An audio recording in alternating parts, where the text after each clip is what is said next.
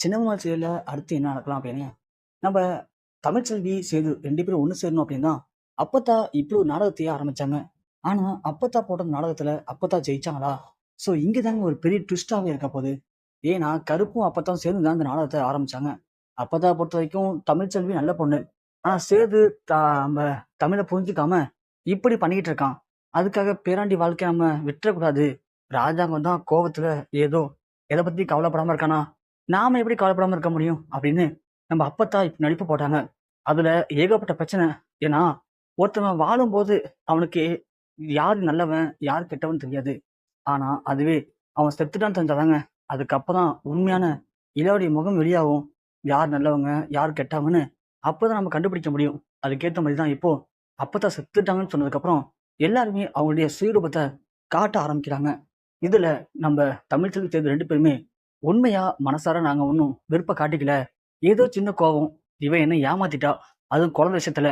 எனக்கு எங்க அம்மாவே குழந்தையா பொறக்கணும்னு ஆசைப்பட்டேன். அது நடக்காம போச்சு. அதுக்காக தான் நான் கோவப்பட்டேன்.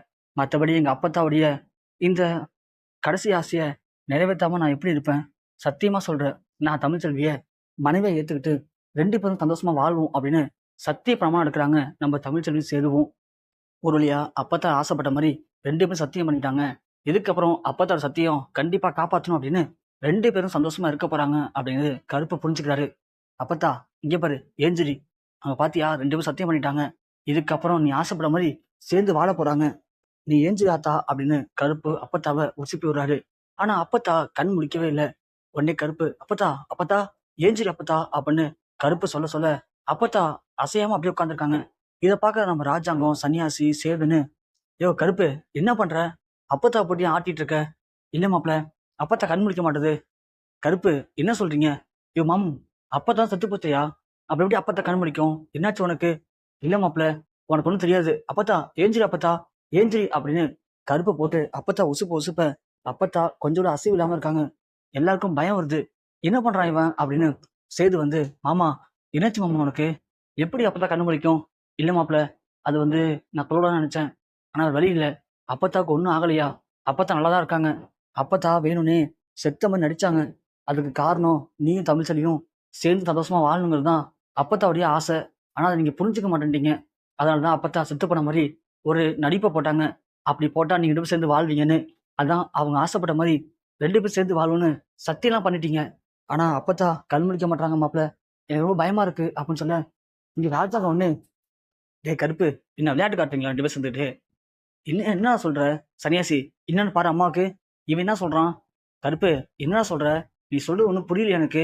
சன்னியாசி எல்லாம் வந்து இப்ப கேக்குறாங்க. ஈஸ்வரி, சாவித்திரிலாம் வந்து, ஏங்க, என்னங்க இவன் ஏதோ சொல்லிட்டு இருக்கான் அப்படின்னு சொல்ல, இங்க சேதுவனே, மாமா உண்மைய சொல்லியா? மாப்பிள உண்மையா சொல்றேன். அப்பத்தாவுக்கு ஒண்ணும் ஆகல மாப்பிள. தூக்கு மாப்பிள ஹாஸ்பிட்டல் கொண்டு போலாம் அப்படின்னு அப்பத்தாவ ஹாஸ்பிட்டல் கொண்டு போறாங்க. கொண்டு போய் சேர்த்ததுக்கு அப்புறம் டாக்டர் வந்து பார்த்துட்டு, அவங்களுக்கு ஒண்ணும் பிரச்சனை இல்ல. அவங்க ஏதோ கொஞ்சம் எமோஷனலா இருக்காங்க போல. அதான் பிபி ஏறி அவளுக்கு மயக்கம் வந்திருக்கு. மத்தபடி ஒண்ணும் இல்ல. போய் பார்க்கலாம் அப்படின்னு சொல்லவும், எல்லாரும் செம்ம சந்தோஷப்படுறாங்க. அப்போ அப்பத்தாக்கு ஒண்ணும் ஆகலையான்னு சொல்லிட்டு, ராஜாங்கம், சேதுன்னு எல்லாம் ஓடி போய் அப்பத்தாவ பார்க்கும்போது, "ஏம்மா, ஏம்மா இப்படி பண்ண? எதுக்கும்மா இந்த நாடகம்? ஏம்மா உனக்கு தேவையில்லாத வேல பார்த்துட்டு இருக்க? நீ செத்து போயிட்டேன்னு நினைச்சுட்டாங்க. எப்படி பயந்துட்ட தெரியுமா? ஆனா நீனு எல்லாத்தையும் ஒரு நாடகம்னு சொல்றது எப்படி ஏத்துக்க முடியும்? ஏன் இப்படி பண்ண? ஏன் இப்படி என்ன கஷ்டப்படுத்துற?" அப்படின்னு ராஜாங்கம் கேட்கும்போது, அப்பத்தா கண் கலங்குறாங்க. "ஐயா ராஜாங்கம், என்ன மன்னிச்சிடுயா. என் வயசுக்கு நான் இத பண்ணக்கூடாது. ஆனா, என்னைக்கா இருந்தாலும் நான் போய் சேர தான் போறேன். நான் அத பத்தி கவலைப்படல. ஆனா, என் பேரன் சேதுவும், என் பேத்தி தமிழ்செல்வியும் சேர்ந்து சந்தோஷமா இருக்கணும்னு ஆசைப்பட்டேன்யா. நான் இருக்கும்போதே 2 பேரும் இப்படி அடிச்சிருந்தாங்கன்னா, நான் போனதுக்கு அப்புறம் அவங்க எப்படி இருப்பாங்க? நீயும் வீம்புக்குன்னு 2 பேர பத்தி கவலைப்படாம இருக்க. இதுவே சேதுவோட அம்மா உயிரோட இருந்தா, அவ இப்படி விட்டுருப்பாளா? அப்படி சேது நினைச்சிட கூடாதுல்ல. அதனால தான்யா ராஜாங்க நான் அப்படி பண்ணேன். ஆனா, அந்த நேரத்துல எனக்கு நடந்தது நினைக்கும்போது ரொம்ப கஷ்டமா இருக்குயா. என்னம்மா சொல்ற? என்னாச்சு உனக்கு? என்ன ஆச்சு? நல்லா தானே இருந்த அப்ப? ஏன் திடீர்னு மயக்கமான?" "இல்ல ராஜாங்கம், நடந்தத எல்லாத்தையும் யோசிச்சு பார்த்தேன். யோசிச்சு பார்த்தா, இந்த வீட்ல இருக்கிற என் பொண்ணு சாவித்திரி, ஈஸ்வரி 2 பேரும் ரொம்ப மோசமா இருக்காங்க. இவங்க 2 பேர் இருக்க வரைக்கும் இந்த குடும்பம் உருப்படுங்கிற நம்பிக்கை எனக்கு இல்லப்பா. அவங்க 2 பேரும் பேசுனத நினைச்சு பார்க்கும்போது, எனக்கு அப்படியே உசுரே போயிடும் போல தோணுதுப்பா. 2 பேரும் செத்து போயிட்டேன்னு நினைச்சு என்னலாம் பேசுனாங்க தெரியுமா? என்னால முடியலப்பா" அப்படின்னு அப்பத்தா அழுகுறாங்க. உடனே நம்ம ராஜாங்கம், "என்னம்மா சொல்ற? என்ன சொல்ற? எனக்கு ஒண்ணும் புரியலையே." "இல்லப்பா ராஜாங்கம், இந்தா நிக்கிறாளே ஈஸ்வரி. இவ ஒண்ணும் நீ நினைக்கிற மாரி சாதாரண ஆள் இல்லப்பா. இவ தான் அவன் பையன் போஸ வச்சு உன்ன கொல்ல பார்த்துருக்கா. இவ பேசினதை நான் காது வாங்கினேன். நான் செத்துட்டேன்னு நினச்சி என் பக்கத்தில் நின்று அவள் பேசிகிட்டு இருக்காப்பா. உண்மையாக சொல்கிறேன்ப்பா, இந்த ஈஸ்வரி நம்ம குடும்பத்தை அழிக்கி வந்திருக்காப்பா. அதோட இந்த நிற்கிறாளே நான் பெத்தவ சாவித்ரி, இவ டூர் போயிருக்க நம்ம கண்மணியை கொல்றதுக்கு ஆள் அனுப்பியிருக்கா. இப்படி நம்ம குடும்பத்துக்குள்ளேயே நம்ம குடும்பத்தை அழிக்கிறதுக்கு 2 பேர் இருக்காளுங்க. இவங்க மத்தியில் என் பேரன், என் பேத்தி, என் மகனு, நீலாம் எப்படி வாழ போறன்னு நினச்சாலே எனக்கு ரொம்ப பயமாக இருக்குப்பா ராஜாங்கம். அதை யோசிக்கும் போது தான் எனக்கு அப்படியே படப்படம் வந்து நான் அவ்வளோ செத்து போயிட்டேன்னு நினச்சி ரொம்ப பயந்துட்டேன். என்னை மன்னிச்சிருப்பா ராஜாங்கம் அப்படின்னு அப்பத்தா கதறி அழுகுறாங்க. ஆக மொத்தம் அப்பத்தாவை பொறுத்த வரைக்கும் தமிழ்ச்செல்வி சேது 2 பேரும் சேர்த்து வைக்கணும் தான் இப்படி ஒரு நாடகத்தை போட்டாங்க.